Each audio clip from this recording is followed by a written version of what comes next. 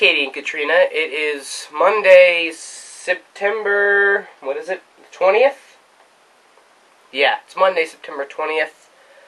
And it's the start of I Hate Martha Jones week.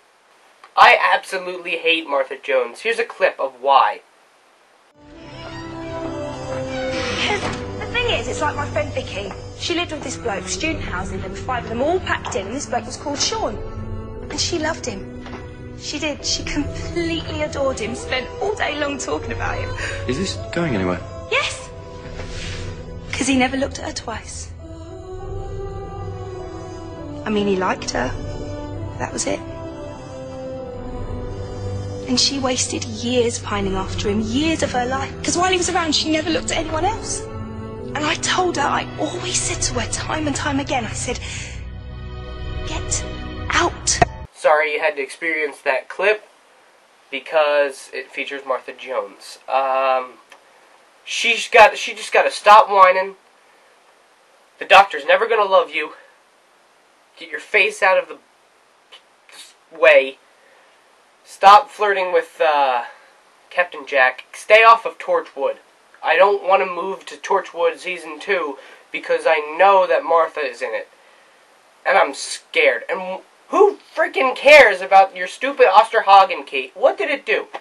Unless I'm totally forgetting that entire thing, which I probably am because I don't have Series 3, and I haven't watched an episode from Series 3 for like a long time. So if I'm missing things, that was in Journey's End. I don't know what I'm talking about. I just don't like Martha. Oh, and thanks for ruining a lot of episodes in Series 4 because you had to show up. You just had to be a part of UNIT. Really? You can't be a part of UNIT. UNIT is for tough guys from the 70s. So bring back the Brigadier. Katie and Katrina, you probably wouldn't get that unless you know of the Brigadier and all the UNIT stuff from the 70s with the 3rd Doctor and a little bit of the 4th Doctor. The Brigadier is the Doctor's oldest friend. He met him in his 2nd incarnation, and has repeatedly met up with him throughout all incarnations multiple times. He's just a cool guy, and he has an awesome mustache. You gotta see that mustache. It's so cool. I reread this and I enjoyed it a lot. It moved a lot faster than I thought it was. It's just a really quick. It's a quick pace. It jumps from set piece after set piece after set piece, and it gets you through the story really fast. There are some parts that I thought in my memory to be longer, like literally them getting through the protection to the Philosopher's Stone took like 6 pages, and they finished the devil snare, the chess, the potion thing. They did that all like in 6 pages. It was ridiculous.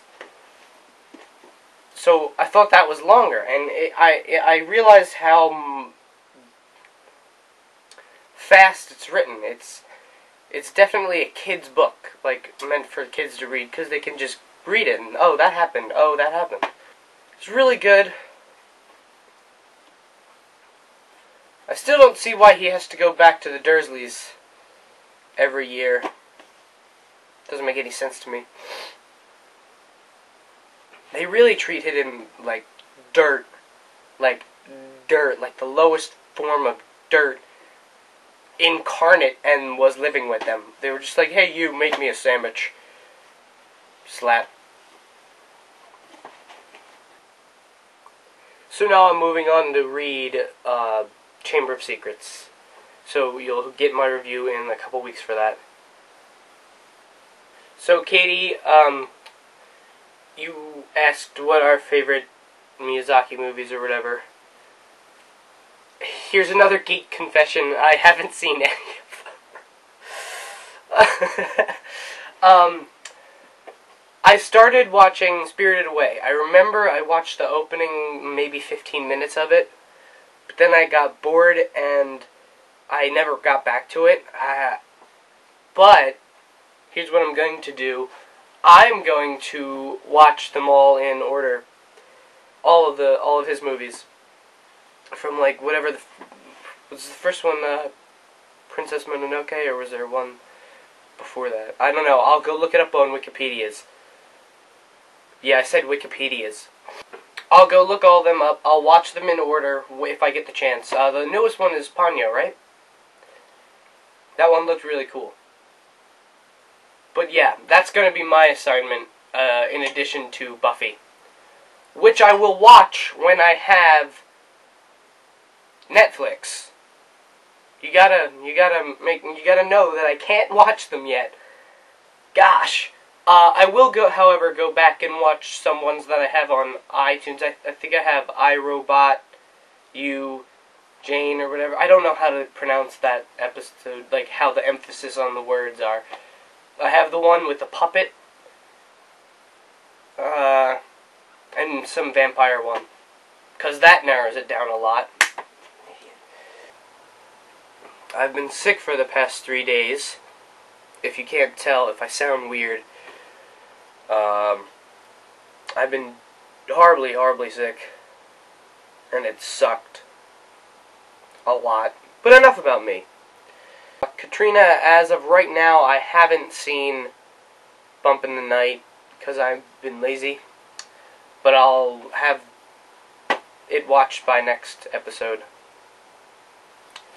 One other thing. Katrina, have you ever watched Veronica Mars? Because if you haven't, you should really watch Veronica Mars. Not to distract you from your Firefly viewing, I pointed over there because I have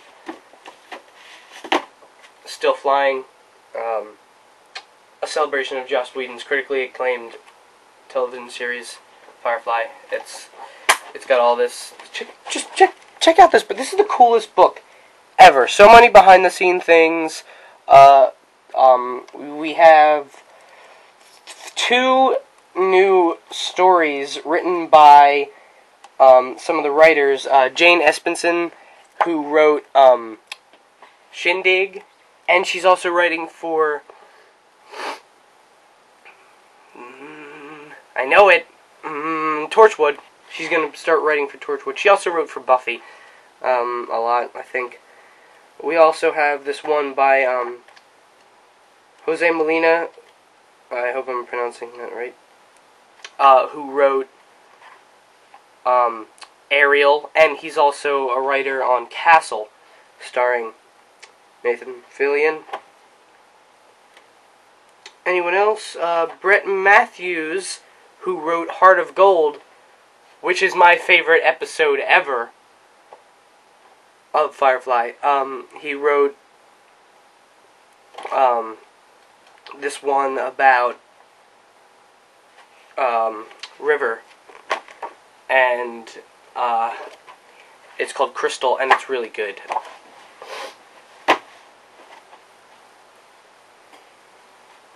Wait, am I totally off topic?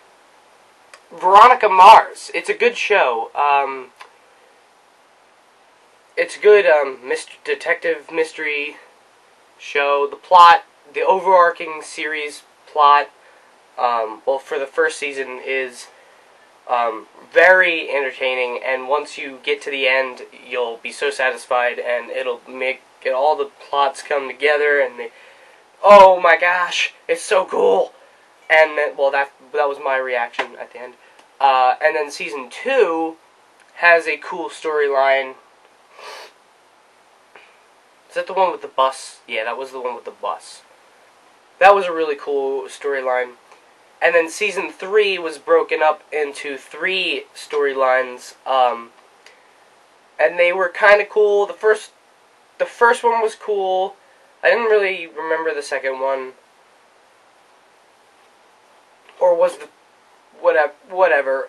I'll talk to Katie about it, because I don't want her to spoil anything. And then the third one was really cool. And then it kind of got canceled. So, there's that. Anyway, so this is just a quick edit into the main video, but I just saw your Friday, quote unquote Friday video, because it was, you know, a Sunday, and I also happen to have some of those kids illustrated versions of classics. I have Huck Finn and Around the World in 80 Days. I don't think there's any David Tennant or anybody in here, but that picture was pretty sick. It was so cool. He had the sideburns and everything. It was like the Doctor was totally in Moby Dick.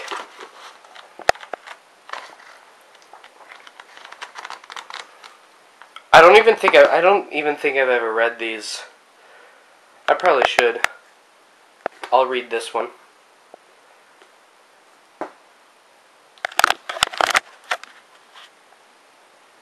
Okay, and since you already said that you finished Firefly, Katrina, you only have like half of an assignment, so I'm going to give you guys a full assignment that goes for you too, Katie. You guys have to watch The Adventures of Buckaroo Banzai Across the Eighth Dimension, starring Peter Weller and Jeff Goldblum, and John Lithgow's in it. He's the bad guy. It's a quirky action-adventure science fiction comedy, and it's incredibly hard to search through. Like, if you're looking for something, you're like, oh, what genre is it? I don't know, there's like 17. So yeah, guys, you gotta go watch Buckaroo Banzai Across the Eighth Dimension, and that is your assignment for this week. Next week, expect some Trock, possibly. I might do a Trock song, and some other cool stuff.